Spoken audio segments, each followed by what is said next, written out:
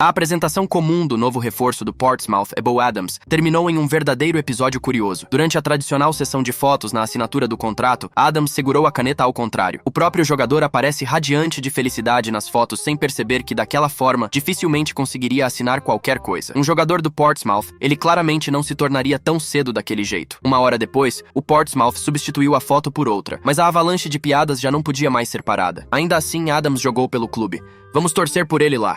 Mas quantos outros episódios engraçados aconteceram recentemente no futebol? Estou pronto para contar a vocês alguns dos mais divertidos e absurdos. Vamos ver que até assistindo aos jogos é possível rir até cair. Desejo a vocês um bom vídeo. Outro clube da Championship, o Hull City, ao contrário do Portsmouth, foi mais atento, mas extremamente honesto. Quando a equipe antes da temporada contratou do Besiktas o bósnio Amir Hadzihmetovic, um torcedor perguntou com qual número o novo jogador atuaria. O administrador anônimo respondeu sinceramente que ainda estava tentando entender a pronúncia correta do nome do atleta. Vamos acreditar na palavra desse homem de honestidade cristalina.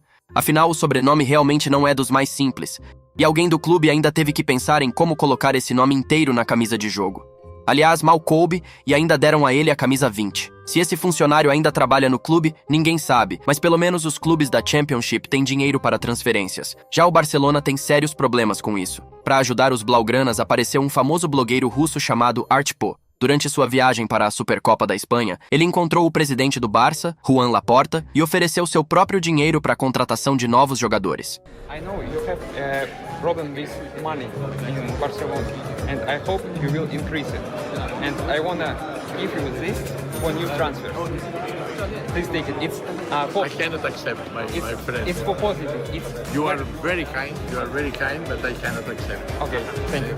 Laporta, modesto, recusou. Mas talvez ainda se arrependa quando, por exemplo, faltar dinheiro para contratar alguém importante. Aliás, não é a primeira vez que tentam ajudar o Barcelona a partir da Rússia. Não muito tempo atrás, o Zenit chegou a oferecer aos blaugranas 500 rublos para a transferência de Nico Williams. Quando o negócio não aconteceu, o clube de São Petersburgo pediu o dinheiro de volta. Portanto, os torcedores do Barça podem dormir tranquilos. Se a situação financeira ficar realmente complicada, a Rússia ajudará. O Barcelona também pode ganhar dinheiro com fotos de seus jogadores. Por exemplo, uma foto comum de Rafinha acabou se tornando o principal assunto após os jogos da Supercopa da Espanha. O brasileiro simplesmente jogou 65 minutos na semifinal contra o Atlético, marcou 2 gols e deu uma assistência. Depois tirou a camisa e se sentou no banco para descansar.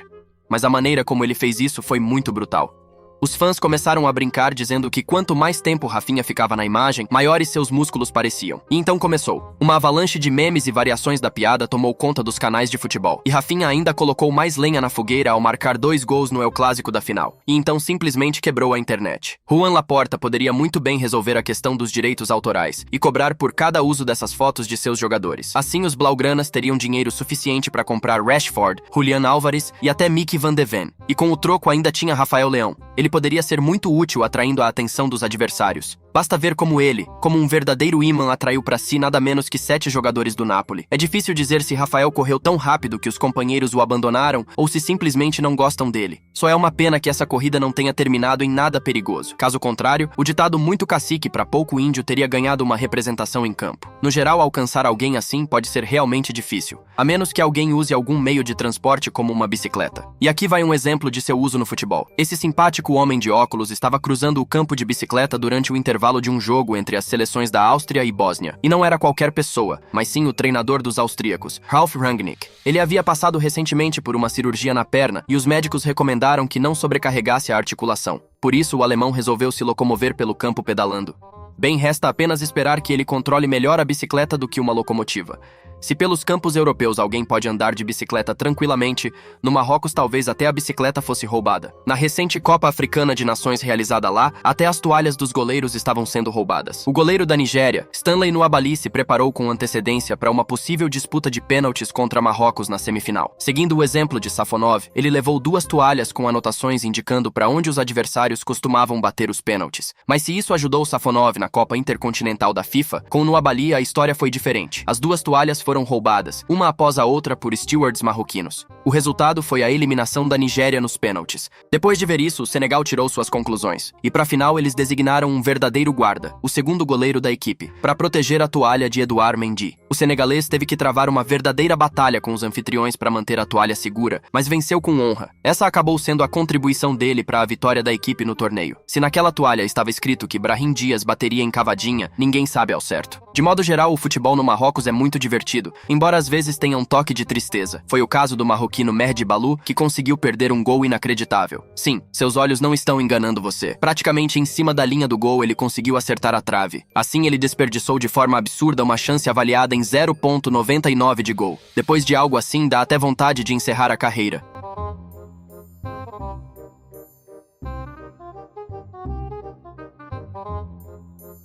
Erros assim, porém, acontecem também em outros campeonatos. Aqui quem desperdiçou foi um jogador do campeonato romeno. Veja, ele se posicionou bem para a bola e chutou com a parte interna do pé. E pelo visto havia claramente algum problema com a mira. Infelizmente ele não tinha seu próprio gênio da lâmpada para mover o gol de lugar. O resultado foi apenas vergonha e constrangimento. Mas o que você sabe sobre vergonha e erros? Isso poderiam dizer os defensores do Greuther Fürth e do Magdeburg, que no jogo em questão protagonizaram um verdadeiro espetáculo de circo. Primeiro errou Gideon Jung do Fürth. Ele pegou a bola com as mãos dentro da própria área depois de um passe do goleiro. O defensor, por algum motivo, achou que o jogo estava parado e que seria marcado tiro de meta e por isso usou as mãos.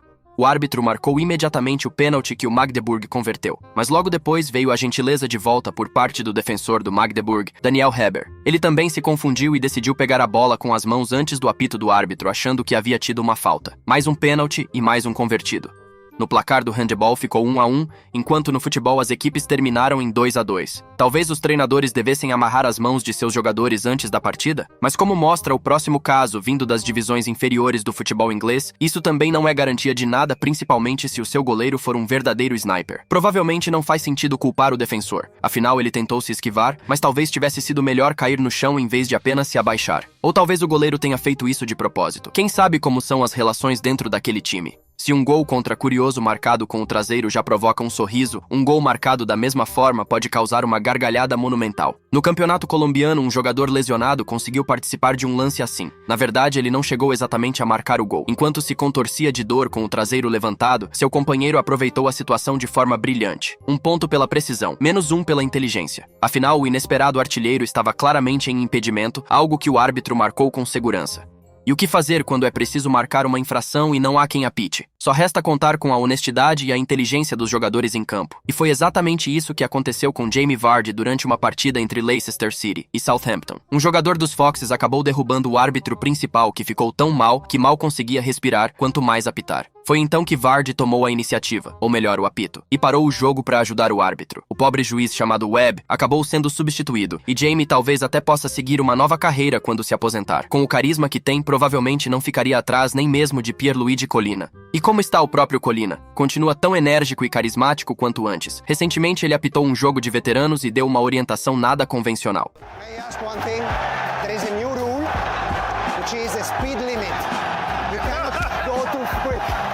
Otherwise I can't cope, okay? So whenever you pass the limit, I blow the whistle because you are going too fast. Os anos passam, mas o careca maestro do apito continua sendo uma autoridade. Os jogadores atuais têm muita sorte de Collina já não apitar mais, principalmente os simuladores com quem alguns árbitros hoje em dia são bastante tolerantes. Basta olhar o que tentou encenar esse jogador do campeonato suíço. A atuação foi tão absurda que até os moradores de um aquário de golfinhos ficariam com vergonha. E mesmo assim, ele não levou sequer cartão amarelo.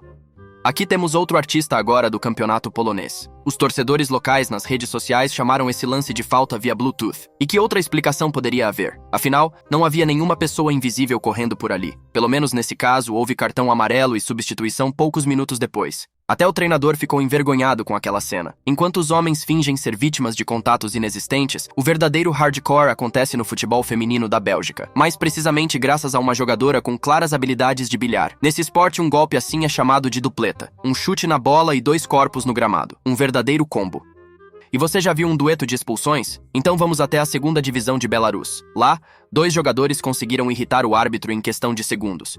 Um com uma falta violenta, o outro com uma psicose inapropriada. Resultado: -2 zagueiros em apenas 2 segundos. Magia do número 2 ou simplesmente pura estupidez. Se no episódio anterior o jogador jogou a bola no árbitro sem pensar muito, então os protagonistas do próximo lance parecem ter pensado demais e acabaram se confundindo. Falta perigosa, 3 jogadores na bola, corrida para a cobrança. Mas para onde correram? Parece que simplesmente esqueceram de combinar quem iria chutar e quem faria o cruzamento. E depois, frustrados, perderam a bola de maneira completamente confusa. E pensar que o plano parecia tão bom. No final, saiu o que saiu. Talvez uma das piores jogadas ensaiadas de falta da história. Mas o que esperar de jogadores das divisões inferiores, se até um dos melhores laterais do mundo não sabe cobrar um lateral? Estamos falando de Jurrien Timber.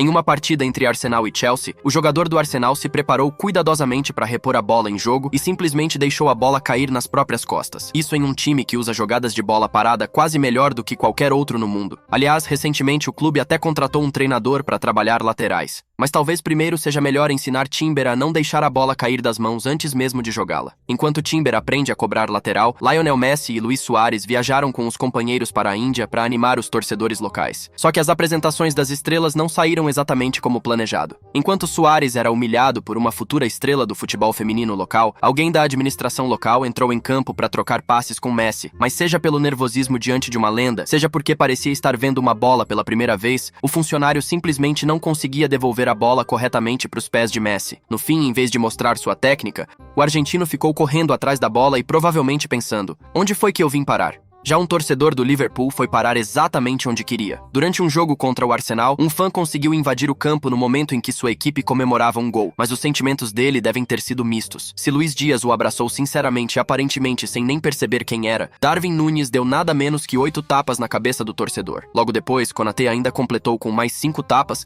e arrancou o gorro da cabeça do pobre fã. Nunca ficou claro se os jogadores do Liverpool estavam batendo no torcedor ou se aquilo era apenas uma forma peculiar de comemorar. Mas é provável que outros fãs dos Reds prefiram não cair nesse tipo de abraço dos seus ídolos. E você, aguentaria isso só para comemorar um gol ao lado dos seus jogadores favoritos? E mais um momento curioso. Thibaut Courtois, em uma partida da Bélgica contra a País de Gales, tentou capturar um rato que havia invadido o campo. O rato, no entanto, foi mais rápido que a reação de Courtois e conseguiu fugir. Assim começou uma nova onda de piadas dizendo que Courtois não consegue pegar nem ratos. Esse foi o vídeo de hoje, galera. Espero que tenham gostado. Deixem o like e se inscrevam para motivar a trazer mais vídeos para vocês. É isso e fui.